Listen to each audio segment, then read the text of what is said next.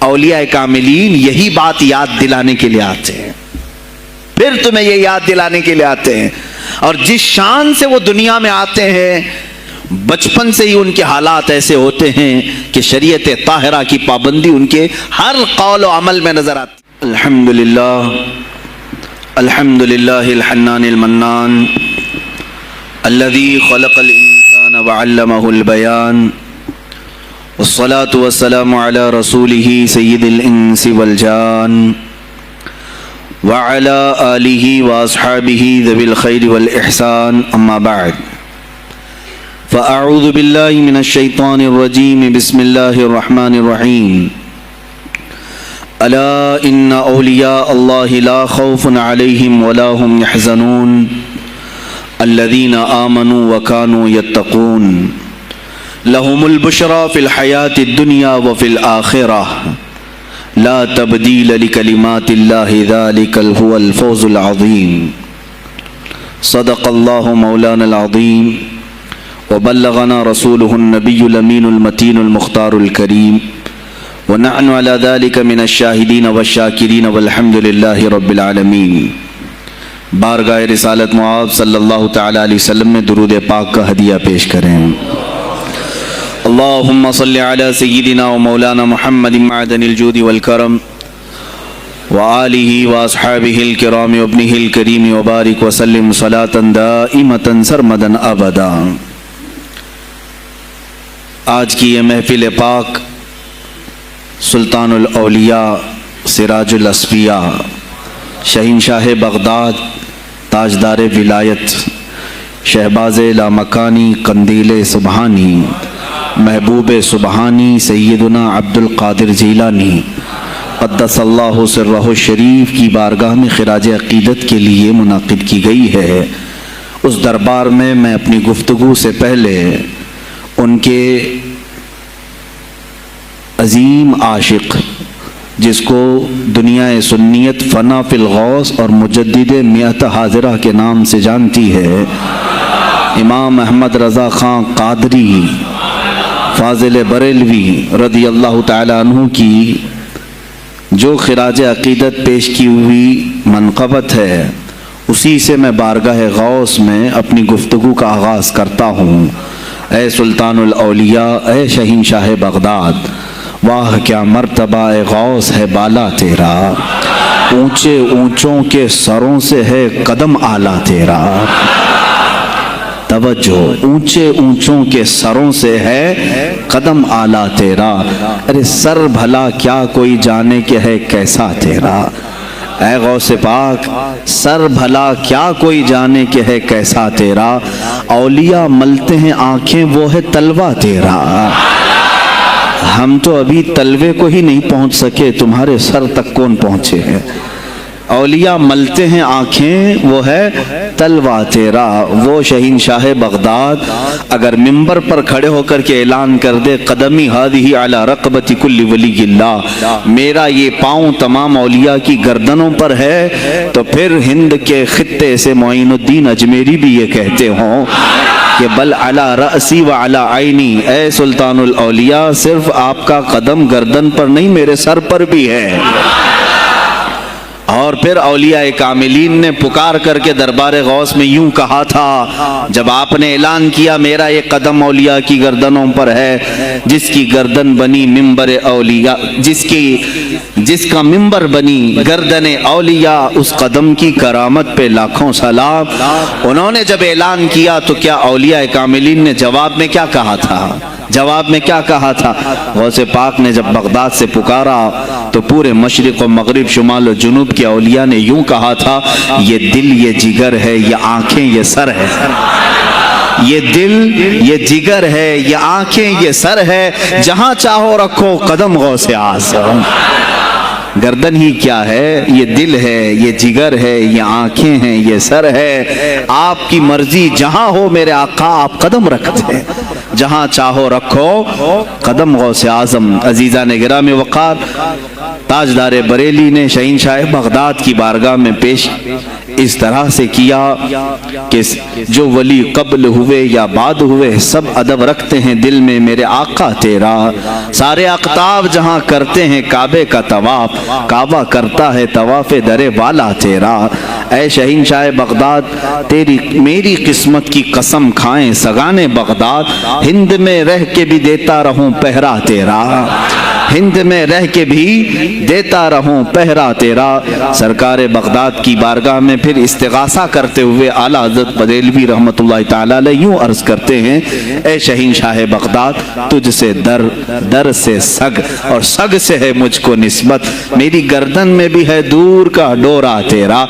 इस निशानी के जो सग हैं नहीं मारे जाते, जिसकी गर्दन में कादरी पट्टा हो, जिसकी निस्बत सिलसिला कादरिया से हो गई हो, उसके लिए आला हज़रत बरेलवी फरमाते हैं इस निशानी के जो सग हैं, हम कुत्ता पाक हैं शहंशाह बगदाद के, इस निशानी के जो सग हैं नहीं मारे जाते, हश्र तक मेरे गले में रहे पट्टा तेरा।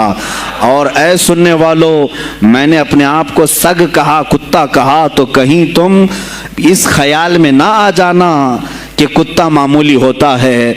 आगे आला हजरत ने उसका भी सवाया कर दिया, क्या दबे जिस पे हिमायत का हो पंजा तेरा, क्या दबे जिस पे हिमायत का हो पंजा तेरा। अरे शेर को खतरे में लाता नहीं कुत्ता तेरा, शेर की तक परवाह नहीं करता गौसे पाक का कुत्ता। तो मैंने अपने आप को कुत्ता कहा तो इस भूल में ना रह जाना कि कुत्ते को कोई भी मार ले जाएगा, उठा ले जाएगा। हमने कहा है दरबारे गौस का कुत्ता जो शेर को भी खतरे में नहीं लाता है। अजीज़ा ने गिराम वक़ार, बारगाह गौस में जो झूम करके अशार इमाम अहमद रज़ा खां फाजिल बरेलवी रहमतुल्लाह ताला अलैह ने बयान किए, वही हमारी गुफ्तगू का खुलासा भी हैं। सरकार बगदाद सैयदना अब्दुल कादिर जीलानी रदी अल्लाह ताला अन्हु, यकीनन आपके वली कामिल होने पर तकरीबन पूरी उम्मत का इत्तेफाक है। इत्तेफाक का मतलब सिर्फ बरेलवियों का नहीं, देवबंदी भी मानते हैं, अहले हदीस भी मानते हैं, शिया भी मानते हैं। गौसे पाक रज़ियल्लाहु ताला अन्हु की विलायत से इनमें से किसी का इनकार नहीं। आज भी बगदाद में जाएं, लंगर बट रहा होता है, शिया भी खा रहे हैं। गौसे पाक रज़ियल्लाहु ताला अन्हु का लंगर आज भी बट रहा है। बगदाद की वो एक ऐसी बारगाह है जहां सुन्नी और शिया दोनों हैं, दोनों तस्लीम करते हैं उनकी विलायत को। अब रहे बात अहले हदीस की या देवबंद की, इनकी किताबें उठाओ तो पता चल जाएगा कि गौसे पाक के मुतालिक इन्होंने क्या क्या नहीं लिखा। पीरे पीरा मीरे मीरा शहंशाह बगदाद, बल्कि शेख इब्ने तैमिया जो हर वली की तनकीद करता था, हर सूफी पर तानो तशनीह करता रहा, उसने अपनी किताब में लिख दिया कि मेरे पास इतनी तवातुर तक, तवातुर कहते हैं इतने लोगों का बयान करना कि जिनका झूठ पर जमा होना मुहाल हो। शेख इब्ने तैमिया कहता है मेरे पास इतनी तवातुर से किसी और की करामतों का जिक्र नहीं पहुंचा जितना शेख अब्दुल कादिर जीलानी का पहुंचा है। अल-फज़्लु लिमा शहीद बिहिल आदा, फजीलत तो उसकी है जिसकी दुश्मन भी गवाही दे रहे हो।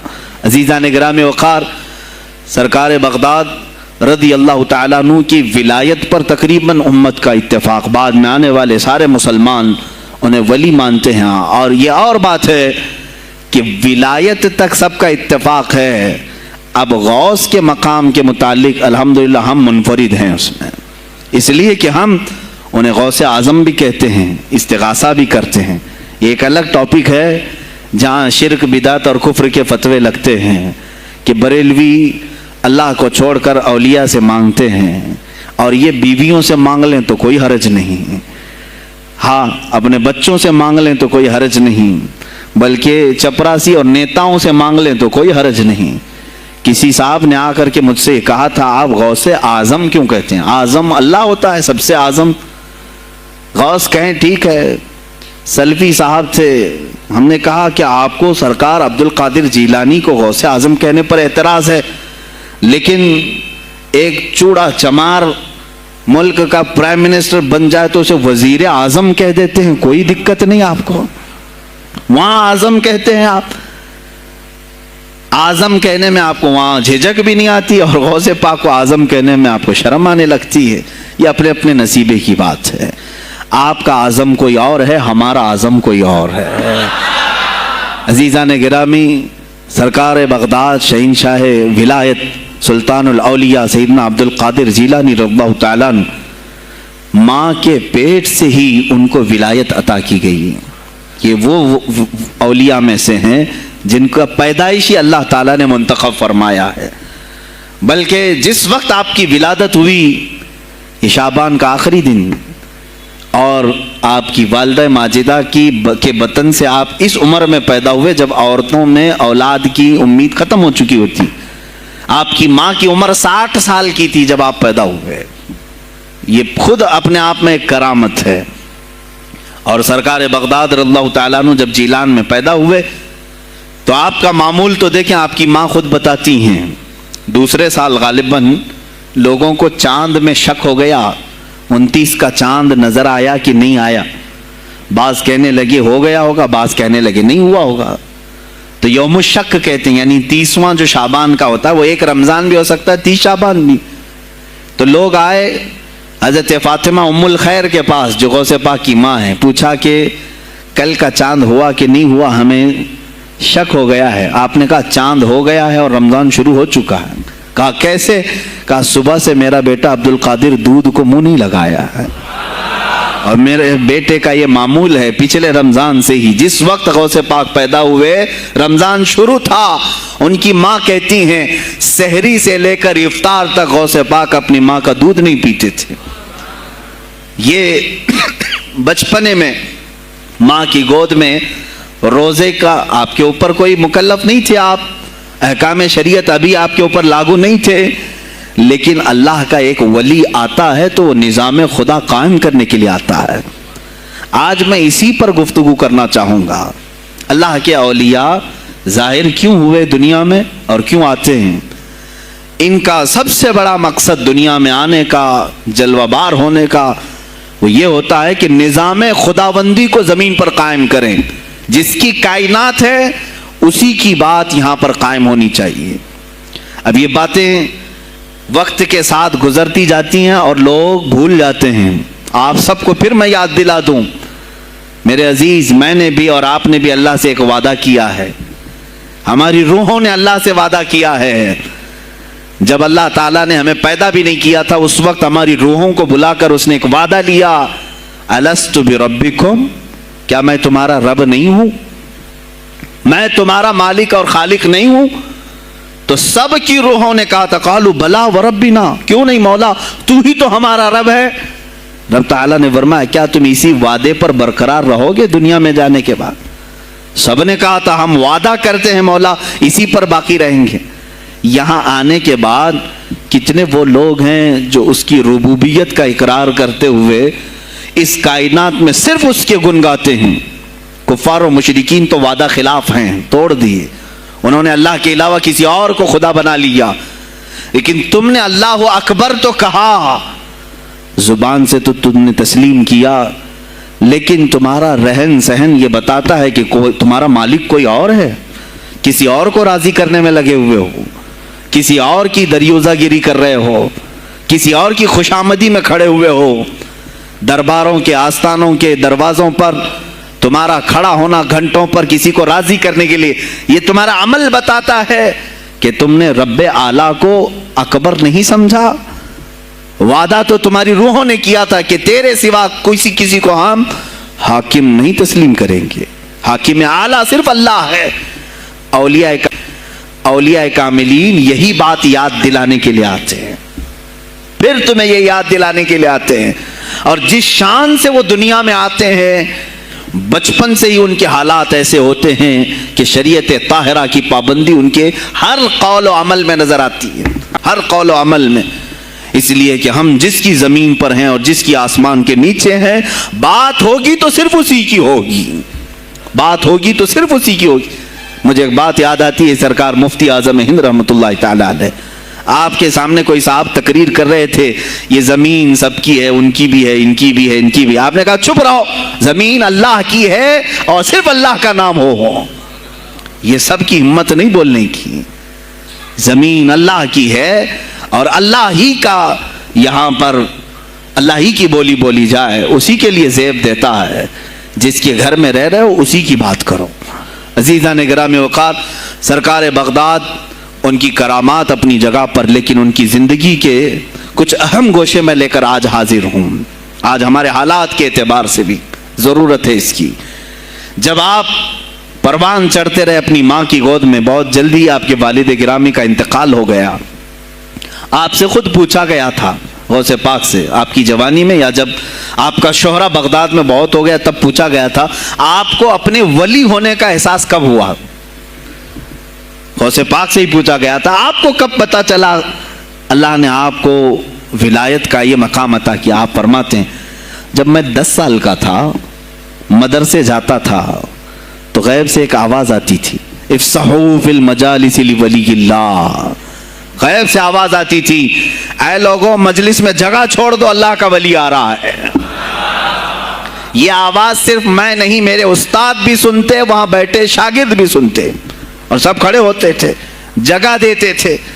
غوث پاک فرماتے ہیں جب ہر بار مجھے یہ آواز آنے لگی تب مجھے احساس ہوا کہ اللہ تعالیٰ نے مجھے ولایت کا تاج پہنایا ہے. پھر آپ کو لہو و لعب میں, کھیل کود میں نہیں رکھا گیا. فرماتے ہیں ایک بار میں صرف ایک گائے کی پونچھ پکڑنے کی کوشش کر رہا تھا, گائے پلٹ گئی, فصیح عربی میں کہنے لگی الہذا خلقت ام بہذا امرت یا عبد القادر, اے عبد القادر کیا تجھے اسی کام کے لیے پیدا کیا گیا یا تجھے اللہ نے اس کام کا حکم دیا کہ میری پونچھ پکڑے؟ غوث پاک فرماتے ہیں میں چونک گیا کہ یہ ایک جانور مجھ سے عربی میں بات کر رہا ہے. اور اس کے بعد وہ گائے خود کہنے لگی اے عبد القادر تجھے اللہ نے اپنی مخلوق کے لیے بنایا ہے, اپنے بندوں کو راہ راست پر لانے کے لیے. غوث پاک فرماتے ہیں اس کے بعد زندگی میں کبھی کھیل کود کی خواہش بھی نہیں آئی, کھیل کود کی خواہش بھی نہیں آئی, کبھی تصور بھی نہیں کیا. اور جب آپ جیلان سے نکل کر بغداد آئے, بغداد کے جو حالات تھے وہ آپ نے بہت قریب سے مشاہدہ کیا. میرے عزیزو, آج کے جو حالات ہیں نا, آج کے جو حالات میں نے پڑھا اس سے بھی زیادہ ڈینجر حالات اس زمانے کے تھے. آج لوگ حالات کی شکایت کرتے ہیں, بہت سارے علماء مولانا ہم سے یہ کہتے ہیں حالات اب صحیح نہیں ہیں, ویسے نہیں ہے پہلے. میں تمہیں غوث پاک کے حالات بتاتا ہوں. اس وقت سیاسی حالات کیا تھے, اس وقت سیاسی حالات اتنے خطرناک ہو چکے تھے. بغداد میں شیعوں نے اپنا گڑھ جمایا تھا, یہاں تک کہ ہر عالم پر, ہر واعظ پر, ہر امام مسجد پر پابندی تھی. سیدنا ابو بکر صدیق اور حضرت عمر کا کوئی نام نہیں لے سکتا تھا, کوڑے مارے جاتے تھے.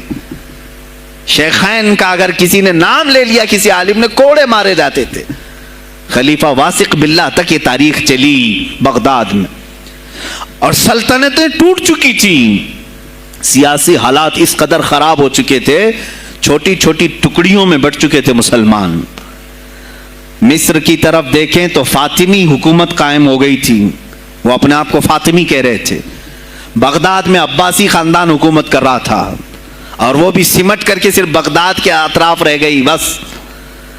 پھر ترکی کی طرف دیکھیں تو سلجوکی خاندان تھا, ایک ایک ٹکڑا حکومت کر رہا تھا, اور یہی آپس میں دست بگریباں تھے, ایک دوسرے سے لڑ رہے تھے. اور پھر پلس اس پر ایسا کہ بازنطینی جو عیسائی تھے, صلیبی تھے, ان سلطنتوں کو آپس میں لڑا کر کے اس قدر شدت پیدا کر چکے تھے کہ بغداد والا مصر نہیں جا سکے, مصر والا ترکی نہ آ سکے. پھر ادھر بخارا, سمرقند, نیشاپور, یہ جو رشیا میں ہیں آج, ازبکستان وغیرہ میں, یہاں الگ ایک سلطنت قائم تھی, اور ہند میں الگ کفرستان تھا. سب جگہ الگ الگ حالات تھے. اور مسلمانوں کے لیے اس زمانے میں ایسے حالات ہو گئے جیسے لاک ڈاؤن ابھی کا سیم. میں آپ کو بتا دوں سچویشن, لاک ڈاؤن میں کیا ہوا تھا معلوم ہے؟ یہ ہمارے طلبہ دیکھیں 8 مہینے سے بیٹھے ہوئے ہیں, مدارس میں نہیں گئے, حفظ قرآن کر رہے تھے, عالم دین بن رہے تھے, مدرسے بند ہیں نا, گھروں میں بیٹھے کچھ تو آوارہ گردی کر رہے ہیں. اسی طرح کالج کے بچے بھی, اسکول کے بچے بھی, سب چھوٹے ہوئے ہیں لاک ڈاؤن کی وجہ سے. सेम यही सिचुएशन उस जमाने में हुई। बगदाद इल्मी मरकज था, कूफा और बसरा इल्म के मरकज थे। आपसी रंजिशों की वजह से बादशाहों की तलबा एक जगह से दूसरी जगह का सफर नहीं कर सकते थे। बगदाद के सारे मदरसे बंद पड़े हुए थे, क्योंकि तलबा आ नहीं सकते। कहां से आए तुम? मिस्र से आए, वापस जाओ, इस सल्तनत में क्या कर रहे हो? इस तरह की सख्तियां। यहां तक कि यही जमाना है जब हसन बिन सबा नाम का एक ऐसा मुनाफिक जिसने उस जमाने के बादशाहों को खरीद लिया और कुछ लोगों को नशे का खूगर बनाया। हशीशीन वगैरह आपने सुना हो, सलाउद्दीन अयूबी का जमाना है ये।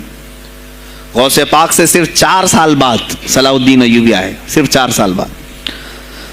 उस जमाने में हसन बिन सबाह ने हजारों नौजवानों को नशे का आदी बना दिया था, हजारों नौजवान। और कैसा नशा, कोकेन, अफीम वगैरह सब तो लेकर के तो लोग होश में आ जाते हैं। वो ऐसा था कि उसने जो नशा दिखाया था, एक छोटे से कमरे में उनको रखता और उन्हें बताता कि ये दरख्त हैं, ये नहर है, ये महल है, ये हूर है, तो उसे वो जन्नत ही समझते थे। और फिर उस कमरे से बाहर निकालता उसको, तड़प तड़प के आदमी मर जाता कि मुझे मेरी जन्नत में वापस करो। वो जन्नत नहीं, कमरा होता था, लेकिन नशा उसे ऐसा कराया जाता था कि उस कमरे को वो जन्नत समझने लगता था। और उन नौजवानों से क्या कराया जाता था? उनको नशे का आदी बना करके बाहर निकाला जाता, उन्हें टारगेट दिया जाता, फलां मजलिस में जाओ, फलां खलीफा को कत्ल करो, फलां वजीर को मारो, फलां सिपाहियों को मारो, फलां आलिम दीन का कत्ल करो। और वो अपना टारगेट पूरा करके आते हैं, इसलिए कि उन्हें नशा चाहिए था। वो 1 दिन 2 दिन से ज्यादा उस नशे के बगैर रह नहीं पाते हैं। वो अपना टारगेट करने के लिए अपनी जान भी जोखिम में डालते हैं। इस तरह के कई हमले खुलफा पर कराए हसन बिन सबा ने। और जानते हैं, मैंने आज तारीख देखी, हसन बिन सबा ने उलमाए अहले सुन्नत को उस जमाने के 40,000 उलमा को कत्ल कराया। ये वो जमाना था जब बगदाद का हाल ये था कि नशा ज्यादा हो चुका था, इल्म दीन के मराकिज बंद हो रहे थे और उलमा बोलने में हिचकिचा रहे थे, डर रहे थे। और सल्तनतें आपस में एक दूसरे से टकरा रही थी। जो खलीफा बैठता वो निहायत अय्याश किस्म का खलीफा आता था। अक्सर खलीफा अय्याश आए, उनके हरीम में, उनके हरम खाने में, यानी उनके महल में 40-40 औरतें हुआ करती थीं, जिनके साथ वो वती करते, जिमा करते। जबकि वो मुसलमान खलीफा, एक बादशाह के लिए चाहे कोई भी हो 4 से ज्यादा की इजाजत है। 40-40 कनीजाओं के साथ वो जिंदगी गुजार रहे होते। उसमें ईसाई भी होती, यहूदी भी होती, सब किस्म की होती। ये खुलफा का हाल था। तुम क्या कह रहे हो हमारे जमाने को? अरे हालात बुरे हैं, हालात बुरे हैं। अभी और मैं बताऊं कितने बुरे हालात उस जमाने में थे। उलमा को कोड़े मारे जाते थे अगर बोले। अरे शेखैन का नाम लेने पर पाबंदी बगदाद में लग गई हो, इससे बड़ा और जुल्म क्या हो सकता है? सैयदना अबू बकर सिद्दीक, हज़रत उमर का नाम लेने पर कोड़े मारने लगाए जाते। ऐसे हालात में शहंशाह बगदाद सैयदना अब्दुल कादिर जीलानी बगदाद आए हैं, जब आपकी उम्र सिर्फ 18 साल की थी। 18 साल की जवानी में आपने मुलाहिजा किया, हालात को देखा, तालीम हासिल की बड़े बड़े असातिज़ा से। आपके असातिज़ा फ़िक़्ह में अलग हैं, हदीस में अलग हैं, तफसीर में अलग हैं, इल्म कलाम में, कई उलूम व फ़नून पे आपने महारत हासिल की। उसके बाद हालात देख करके आपने क्या कहा? ये अब यहाँ से मैं हर एक आलिम दीन के लिए बशमूल मन, मेरे लिए नसीहत समझता हूँ।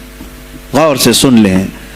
गौसे पाक रज़ियल्लाहु ताला अन्हु की ज़िंदगी में एक मोड़ ऐसा आया, और शायद मैंने भी कभी कई मरतबा इस तरह सोचा है। मैं कंपेयर नहीं कर रहा हूँ, लेकिन सुने, हालात को देख करके गौसे पाक ने जंगल का रुख इख्तियार कर लिया। क्या लेना देना है इस दुनिया से? और आप खुद फरमाते हैं कि मेरे दिल में यह इरादा था, ना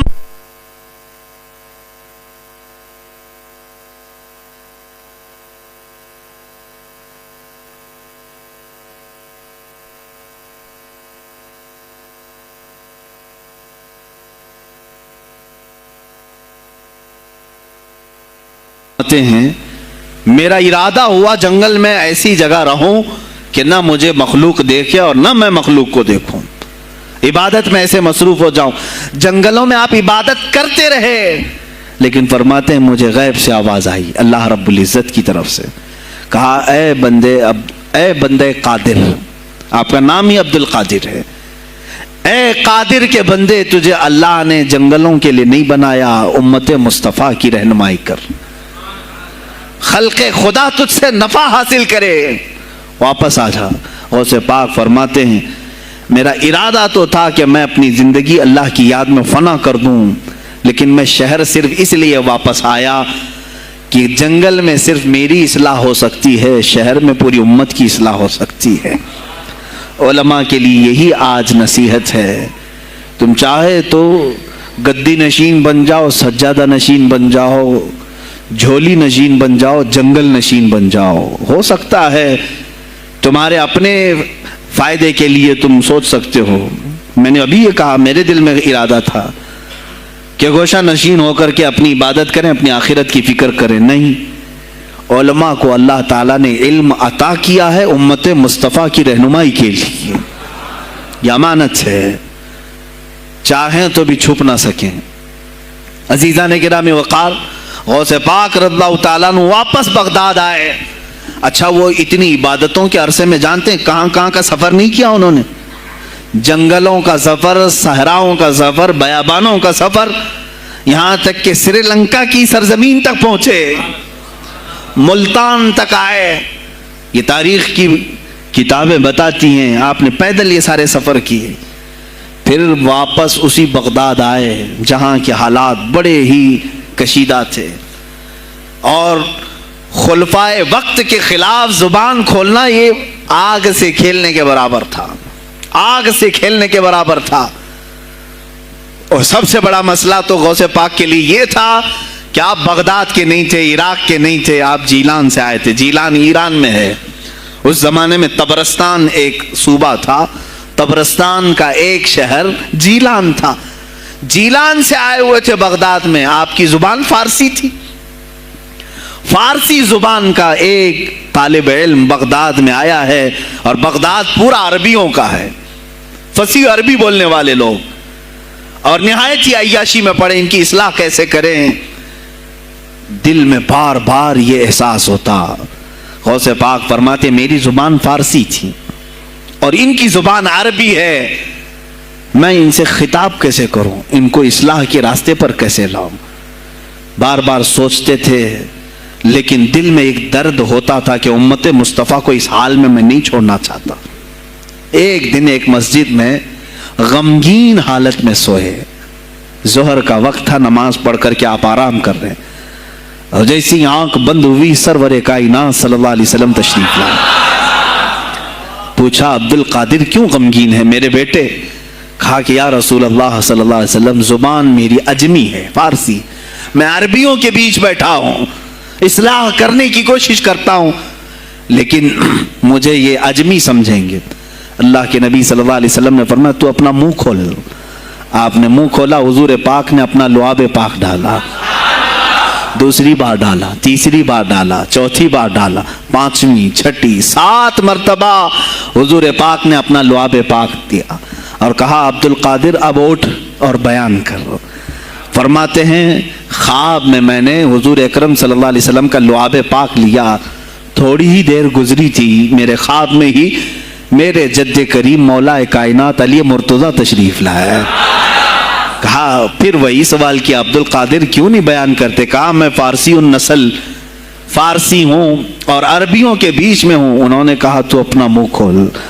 باب العلم، باب مدینۃ العلم، علی کرم اللہ وجہہ الکریم اپنا لعاب پاک ڈالتے ہیں، 1 بار، 2 بار، 3 بار، 4 بار، 5 بار، 6 بار، بس کیا۔ غوث پاک نے کہا نانا جان نے مجھے 7 مرتبہ پلایا، آپ نے 6 مرتبہ۔